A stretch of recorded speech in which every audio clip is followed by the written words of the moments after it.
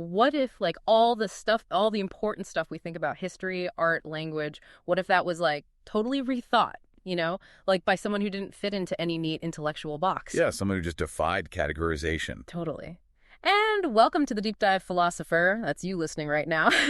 Today we're going deep, really deep on Walter Benjamin, a thinker who's still blowing minds and opening up new philosophical avenues. Yeah. If you're into philosophy, Benjamin's thought, it's a real gold mine. It's not just about literature and aesthetics like some people think. Right. He gets into heavy stuff, like the philosophy of language, the structure of history. I mean, the range of thinkers he's influenced, from Adorno and Brecht to Derrida and Agamben. You can see how much his ideas have shaken things up. It's huge, yeah. And it's important to remember that we didn't get the full picture of his thinking all at once. His writings, like his collected works, they were published kind of late. So for a long time, people only saw bits and pieces, Yeah, exactly. And that really shaped how people first understood his ideas. Yeah. I mean, the sheer philosophical depth, the scope of his project, it took a while to come into focus, It really did. I mean, initially, people focused mostly on the literary theory and aesthetics because those were the texts they had access to. Right. But that full philosophical impact, it wasn't immediately clear. Yeah. It took time for people to really grasp the philosophical muscle and the grand vision he had, especially with the English translations coming out much later. Right, right. So, okay, philosopher, today we're going to chart a course, all right? We're going through Benjamin's kind of his intellectual evolution, starting with his early philosophical engagements, like with Kant. From there, we're going to move to his take on Romanticism, then criticism, then his work on the Baroque. I love the Baroque stuff. It's great. Then, obviously, we have to talk about art and technology, his analysis of Baudelaire and modernity, and, of course, those super provocative theories of history. Ready to dive in? Let's do it. For a philosopher, I mean, Benjamin offers such a unique and such a consistently challenging perspective on some of the, the biggest questions. He really makes you rethink your assumptions. Totally. Let's start with those early philosophical engagements then. Like right from the get-go, Benjamin challenged one of Kant's big ideas, the idea of experience. He argued it was too narrow, too trapped in a scientific worldview. Right. And in his essay, Experience from 1913, he's searching for a higher concept of experience, something beyond just like what we live through. Right. You can almost hear Nietzsche whispering in the background there, can't you? Oh, definitely. There's that Nietzschean echo, especially in his emphasis on aesthetic experience, yeah, right? Like a counterforce to nihilism. Yes. But even back then, his engagement with Kant, that was already laying the groundwork for his own philosophical path. Right, Kant. So Benjamin took aim at the heart of Kant's transcendental idealism. I think his argument was that while Kant was trying to solidify the basis of knowledge, his concept of experience was too stuck in the Enlightenment, too tied to Newtonian physics. Exactly. Benjamin argued that even with the transcendental subject, Kant's system was ultimately relying on a kind of basic empiricist view of experience, right? Like a knowing subject just passively taking in data from some external object. Okay. He thought that overlooked something deeper, something more important that was there in pre-Enlightenment ideas about experience. So if Kant's experience was all about the subject-object division in a Newtonian world, what was Benjamin finding so compelling in these pre-Enlightenment ideas? He talks about like a revelatory religious importance, right? Yeah, think about it, like the medieval Christian worldview, where everything's infused with divine meaning. Right. He saw that this way of understanding the world, where things have this deeper significance beyond their physical properties, right, it didn't just disappear with the Enlightenment. It stuck around, but it got secularized. In the Renaissance, Baroque humanism, and with thinkers like Homan, right, go through the Romantics. And that's where language comes in, right? Yeah. He uses Homan's idea of creation as an imprint of the divine word to argue that language is at the very core of experience itself. Totally. On language as such, and the language of man, this is from around 1916, Benjamin says that everything participates in language. Wow. In its own way, right? And that means that all our experiences, even the most basic ones, they're fundamentally linguistic. Wow. He even goes as far as to say that human language, it's not just arbitrary signs. Right. It's expressive. It's creative. So for Benjamin, language is this like all-encompassing medium breaking down Kant's division between subject and object because at their core, they're both linguistic. It's like he's searching for a more interconnected, almost mystical understanding of how we relate to the world. Yeah, that's a good way of putting it. He wasn't saying we should go back to pre-critical rationalism or to religion. He was worried about how the scientific view of experience, the one Kant adopted, was distorting his system. And he thought these theological concepts, they might offer a correction, you know, especially when it comes to the certainty of knowledge and the integrity of ephemeral experience. I mean, it's remarkable that even in these early works, he's attuned to these fleeting aspects of experience that science tends to overlook. And he even touches on dialectics, but not in the Hegelian sense of synthesis, right? He talks about a non-synthesis of two concepts in another. What's that all about? Oh, that's important. That early idea of dialectics as non-synthesis, it foreshadows his later concept of the dialectical image, Okay. which you see in the origin of German morning play and the Arcades Project. Got it. The idea that concepts, they're in tension or in constellation rather than merging into something unified, it's a sign that he's trying to find an alternative to Hegelian dialectics, one that doesn't need neat resolutions. Fascinating. So moving on, his early interest in Kant's philosophy of history, that seems to lead him to explore early German Romanticism and their ideas about art. His article, The Life of Students from 1915, already suggests this messianic view of history, Right. focused on this imminent state of perfection. For a philosopher who's used to thinking about history in a linear or progressive way, that must have been a pretty radical shift. Here's the big reorientation. This messianic view, it wasn't about some future utopia, at the end of time. It was about the possibility of perfection, of an ultimate state becoming manifest in any moment. Right. And Benjamin believed that grasping that possibility, it needed a certain kind of critical engagement. Yeah. And his early interest in Kant's philosophy of history, even though it ended up in romantic aesthetics for his dissertation, it shows that he was always preoccupied with the relationship between truth and historical time. Okay, so his doctoral dissertation, The Concept of Art Criticism in German Romanticism. This delves into the connection specifically through Fichte's theory of reflection. Could you kind of break down how this connects romantic art criticism to the idea of an absolute in art? Sure. So Benjamin argued that the Romantics, like Schlegel and Novalis, they understood the relationship between the abstract idea of art, the perfect all-encompassing form, and individual artworks through Fichte's idea of reflection. Okay. For Fichte, reflection was the mind's ability to think about itself, Right. to take itself as its own object, like meta-thinking. Right. And that, for him, yielded a kind of immediate knowledge. And Benjamin saw this idea, this consciousness reflecting on itself, as essential to the Romantic approach to art criticism. So for the Romantics, art criticism wasn't about judging a work against some external rules. It was something more almost like completing the artwork. Exactly. Connecting it to this absolute idea art. Yes, it was the consummation of the work, they said, through immanent reflection, meaning the criteria for evaluation came from within the artwork itself. The work was elevated. Its specific form, through critical reflection, became the content of a higher level of understanding. At the same time, that critical act, it linked the unique form of the work back to the unifying essence of the idea of art. It was this back and forth, and endless maybe even, between artworks and their interpretations. But Benjamin, in the afterword to his dissertation, he had some problems with the Romantic perspective, specifically with their formalism, positivity, and the idea of a single absolute in art. What were his main disagreements? Yeah, he acknowledged their contribution, but he saw limitations too. For one, because content at each level of reflection was just determined by the form of its object, the actual content of the artwork, it kind of got lost. Okay. And their focus on whether something was art or wasn't art, based on its potential for infinite reflection, well, that led to purely positive evaluations. There was no critical edge. Right. And finally, Benjamin felt that Schlegel, trying to turn this abstract ground of art into a single, almost mystical thing, it was a misinterpretation of the unity of all artworks. And here comes Goethe, right? Like the guy who comes in and provides a necessary correction to these limitations. Exactly. How did Goethe's concept of aesthetic judgment and his idea that great works are uncriticizable offer this correction for Benjamin? Well, Goethe offered a different kind of ideal for art. It was a realm of pure content, a medium of destructive refraction, and a plurality of archetypes, not a single absolute.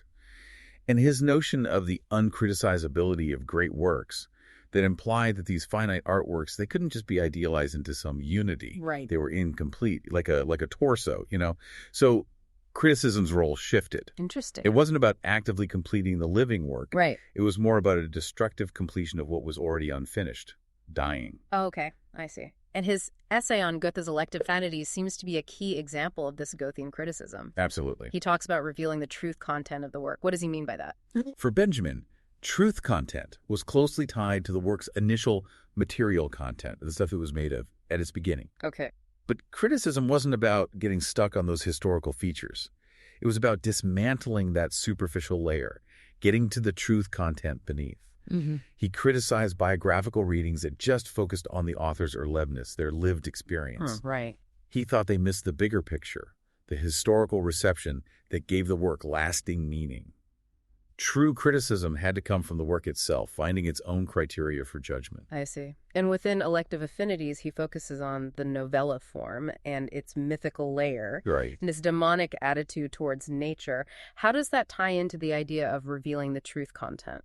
By looking at the novella-like structure of elective affinities, Benjamin emphasized its fable-like quality, setting it apart from typical novels and their focus on realism. He argued this mythical layer.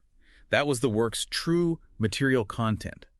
It revealed a pantheistic, almost demonic perspective on nature in Goethe's work. The truth content itself, that wasn't in the techniques, it was in the unified form.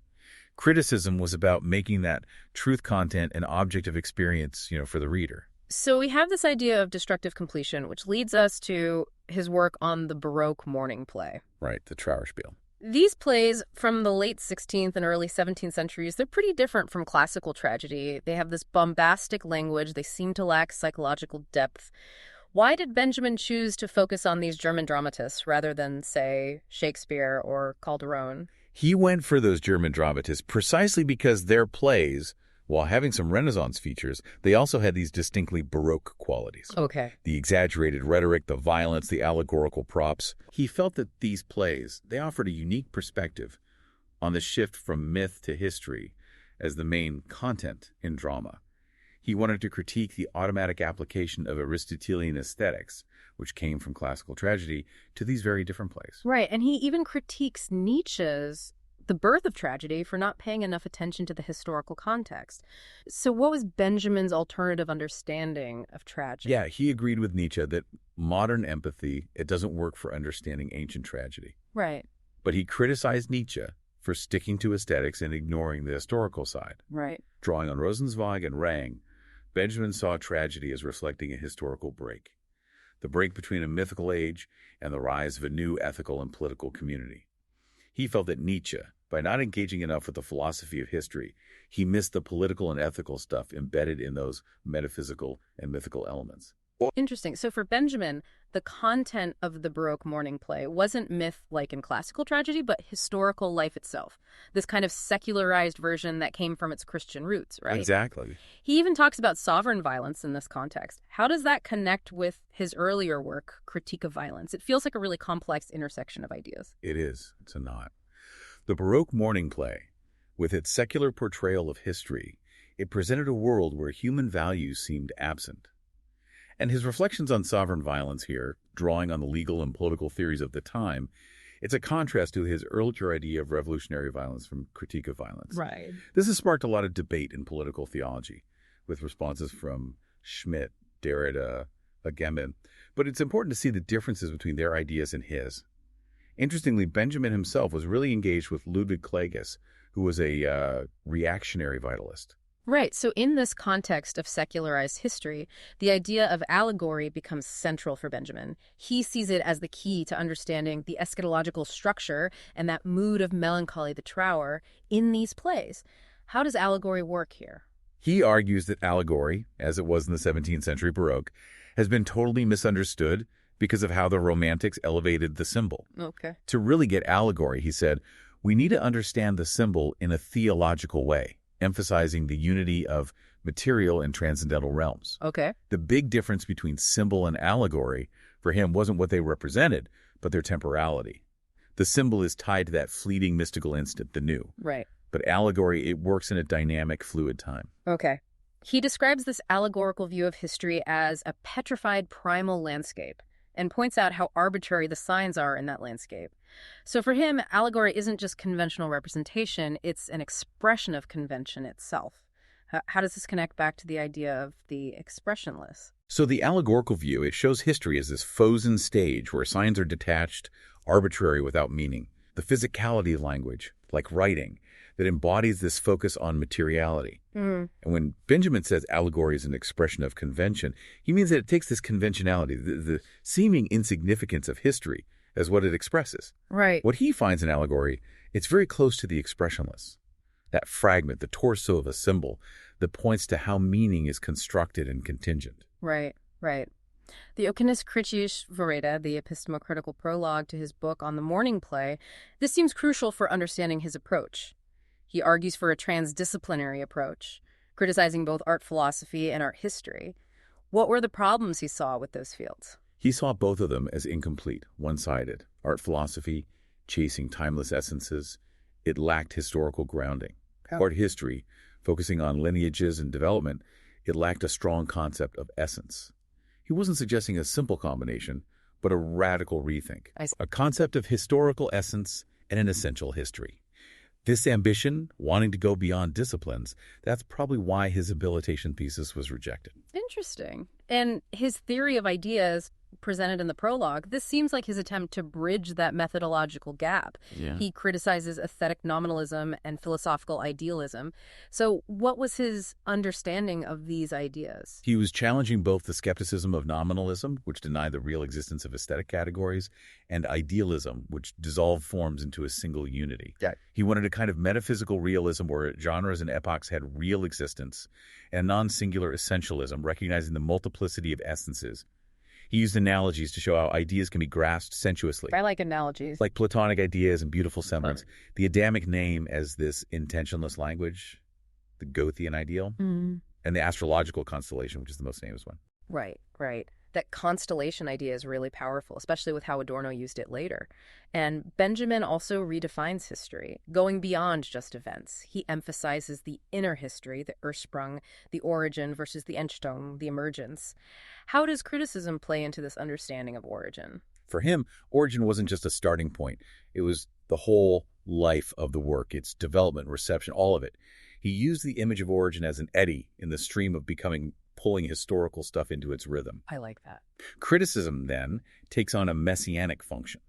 It tries to reassemble the before and after of a phenomenon into a historical constellation, representing the underlying idea and, in a way, saving it from being forgotten. He also says that allegorical contemplation aims to break things down, to build something new, something whole, not just like fantasy.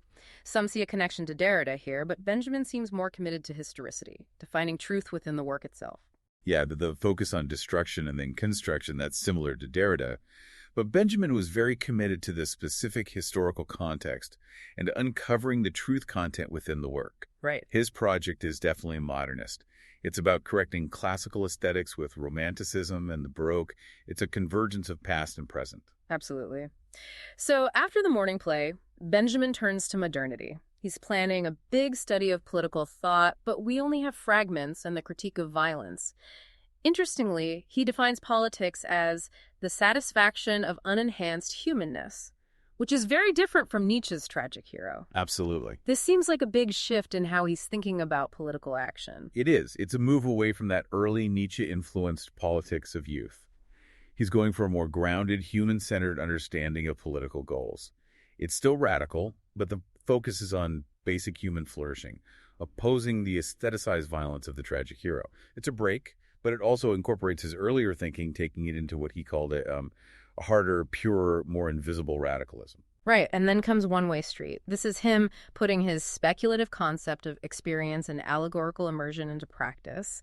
He's using the city itself as his material, and he connects this to things like photography, film, avant-garde art. It's like he's moving from abstract philosophy to engaging with the real world. Yeah. One-way street is that shift. The city becomes his lab. Everyday things, leaflets, ads, shop signs, these are the building blocks for his constellations. Okay. This formal approach, it mirrors the new technology and avant-garde art. It's a move towards what Adorno called a philosophy directed against philosophy. Right. It's doing philosophy through the stuff of the modern world. Right. And this exploration of the city leads to his essay on surrealism, where he introduces profane illumination. Right. This idea is driven by materialism and anthropology. It's a contrast to more traditional forms of illumination, and he sees revolutionary potential in the most overlooked, forgotten parts of society. It's pretty amazing to think about finding revolution in the discarded stuff of the modern world. It is. Profane illumination is key here. It's about finding revelation, not in the sacred or the moral, but in the material world, in the marginalized, the discarded. And through new political constellations, he believed that energy within these seemingly worthless things, it could be unleashed, sparking revolution. And this focus on the modern culminates in the Arcades project, his huge, unfinished project. He wanted to present 19th century Paris as the birthplace of modernity. The organization into these thematic convolutes, that must be fascinating for anyone interested in alternative ways of organizing knowledge. It's massive, yeah. The Arcades project is his most sustained attempt to understand capitalist modernity. Paris, for him, was like the perfect example of this new era. And the organization into convolutes focusing on specific objects, social types, thinkers, themes. Right. It reflects his constellation method. He's trying to show how all these seemingly separate aspects of 19th century Paris are connected to understand the present. It's become a foundational text for understanding the modern condition. And he frames all of this as a crisis of experience, linking back to his earlier work on Kant. This crisis has a political dimension, with fascism and communism as potential responses. Right. And despite his unorthodox approach to Marxism, his belief in a communist future is clear. Exactly. For him, capitalist modernity was a rupture, a crisis that disrupted how we perceive, remember, interact with the world. Right. That had huge political consequences. Fascism and communism offered different solutions. And while his take on Marxism was unique, his solidarity was with the new forms of collectivity he saw in communism. Okay, so within this framework, we have these three strands of his work. The crisis of experience through art and technology, the formal structure of a new and its relation to allegory in the commodity form, and his new historiography and philosophy of history. Let's start with art and technology. He saw the development of productive forces as the driver of history, but he had a different understanding of technology than traditional Marxists. He distinguished between a first technology focused on controlling nature and a second technology that could be liberatory. This is really relevant today, right? It is. While he agreed with Marx that productive forces drive history, his view of technology was more nuanced, more dialectical. He saw the danger of technology driven by profit and domination. But he also imagined a second technology, fostering harmony between humans and nature, leading to a technological cosmopolitics. This second technology, it could be a highly productive use of the human being's self-alienation for liberation. Interesting. And in One Way Street and his essay on surrealism, he talks about this ecstatic potential of technology for revolutionary bodily collective innovation. It's almost like he's excited about it. Right. And he sees art, particularly film, as crucial for teaching people how to use this technology for good. It's a very optimistic view of technology's role in social change, especially compared to the more dystopian views we often hear today. It is optimistic, at least in its potential. Yeah. He saw art, especially film, as a way for us to learn how to deal with the complexity of modern life. It could train our perception, our reactions. Okay. It was a rehearsal for interacting with this second technology, leading to liberation from being enslaved by the apparatus. He even connects it to Fourier's phalansteries in the Arcades project, linking revolution to the innervation of the technical organs of the collective and a cracking open of natural teleology. Wow. And this brings us to his famous and often debated ideas about technical reproducibility and the aura. He defines aura as a strange weave of space and time, the unique appearance or semblance of distance, no matter how close it may be. Yeah. This has been talked about a lot. Some see it as him being nostalgic for a lost authenticity, while others see him embracing technological modernism. Even Adorno and Brecht had different takes on it. It's a complex idea that's sparked a lot of discussion. Some do focus on a sense of loss, like we're nostalgic for a pre-modern unity, a kind of authenticity that's gone. Right. Others emphasize his more positive view of technology, seeing the decline of the aura as democratizing, even liberating. Right. Adorno, for instance, he worried that Benjamin was dismissing the importance of the autonomous work of art. Right. And Brecht focused on political effectiveness. He thought any negativity towards the aura was problematic. It's important to see that the aura does different things in Benjamin's work. It reflects his engagement with his own present. And he did write positively about the emancipation of the object from its aura in Little History of Photography. So his view clearly wasn't static. Right. But in the work of art in the age of mechanical reproduction, the political side of the aura becomes more important, especially in relation to fascism. Absolutely. At first, he saw a positive estrangement in the destruction of the aura through transience in technology. But with the rise of fascism, the stakes changed. Right. In the work of art, he wanted to come up with concepts completely useless for the purposes of fascism. Right. He came to believe that the aura, with its focus on ritual, veneration, and distance, that was something fascism could manipulate. Right. That political context, those oppositions between ritual and politics, cult value and exhibition value, they were key to understanding that essay. So let's move on to Baudelaire and how Benjamin helped us understand Die Molnarn. He distinguishes this from modernism as an art movement, even modernity as a historical period. He's focusing on the advent of the true new. It's like he saw Baudelaire as the key to understanding not just the fleeting side of modern life, but something fundamentally new. Yes, Benjamin's concept of die modern, it's a big contribution. It refers to both the temporal structure and its historical forms. He saw Baudelaire not just as a chronicler of modernity, the transient, fleeting aspects of modern life as Baudelaire himself defined it, but as a theorist of the advent of the true new, the Heraufkunft des wahrhaft Neuen. Okay. He got that idea from Baudelaire's Salon of 1845. Baudelaire embraced modernity, trying to distill the eternal from the transitory. But Benjamin wanted to understand the structures of this new condition so he could find a way out of its hell, as he called it. Right. He saw the relationship between transitoriness and the eternal in Baudelaire's work as dialectical. In the modern world, transience itself becomes eternal. So he reads Baudelaire in this symptomatic or allegorical way to uncover the experience of historical time being transformed by the commodity form. Baudelaire's own mixed-up temporality expressing modern content in old lyric forms seems really important for this. He even contrasts Baudelaire's success with Kafka's failure to translate modernity into the language of tradition. Yeah, Benjamin's symptomatic or allegorical reading was meant to show how the commodity was changing how we experience time. Right. And he saw Baudelaire's poetry, with its tension between the fragmented city and the traditional lyric, as occupying this unique position to register that shift. Unlike Kafka, who struggled to translate modernity into traditional language, Baudelaire's work, through that tension, it conveyed the shock and disorientation of modern life and how it changed art itself. And he points out those metropolitan motifs in Baudelaire, the bohemian, the flaneur, the prostitute, the gambler, the rag picker, as figures who embody this modern experience, though he's careful to say they're secondary in his analysis. And Baudelaire's method of correspondences is really important for Benjamin. It's a way to link things like machines, film, crowds, games of chance through the shared experience of shock, chakralebnis, and the disappearance of the aura. Yeah, those figures, they're like symptoms of the deeper changes in experience. Right. But Benjamin's focus is on the structures themselves. And Baudelaire's correspondences, which connected seemingly unrelated things through shared feelings or sensations, that gave Benjamin a way to understand how shock was becoming central to modern life. Right.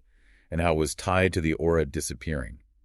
He also connects this shock to ideas from his own time, Prost's involuntary memory, Freud's theory of consciousness, and to shell shock from WWI. Wow. It's a disturbing but insightful link between aesthetics and war. Yeah. And it ultimately connects the modern experience to the rise of fascism through this shared experience of the aura's disintegration. So for Benjamin, Baudelaire is the writer who really marks the beginning of the theory of the modern. The one whose work shows how the 19th century is a kind of prehistory to our present.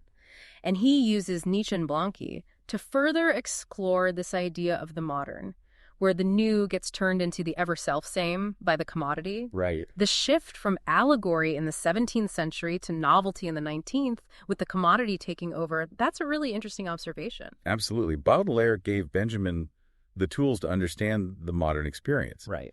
But Nietzsche and Blanqui helped him see its ambiguity, Yeah. how the revolutionary potential of the new gets co-opted by the capitalist commodity and turned into this repetitive sameness. Right, right. And yeah, that historical shift from allegory to novelty, with the commodity at the center, it's a key insight. And his fragment, Central Park, really shows what this Baudelairean reading means for his idea of history.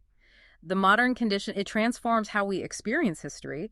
It dehistoricizes life, even as a messianic structure reappears in the still life, nature morte, of modernity's sameness. This is his dialectics at a standstill. Right. Putting the image, the static image, above the flow of time, that's a radical rethinking of history. It is, yeah. The Central Park fragment shows how modernity, as Benjamin sees it through Baudelaire, it disrupts our usual linear understanding of history. Right. We get this fragmented, dehistoricized experience. Right. But within this seemingly static still life, he sees this messianic structure reemerging, a dialectics at a standstill, where the image, the isolated image, becomes more important than the flow of time. Right. It's a preview of his later philosophy of history. So this brings us to the big debate. Is Benjamin's view of history theological, materialist, or both?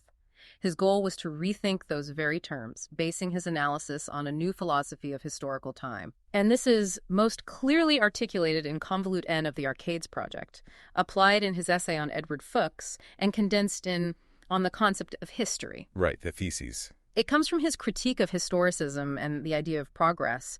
What he ends up with is this concept of historical understanding based on literary montage, these dialectical images, culminating in this almost messianic idea of revolution as an interruption of history. The debate about whether he's theological or materialist, it misses the point.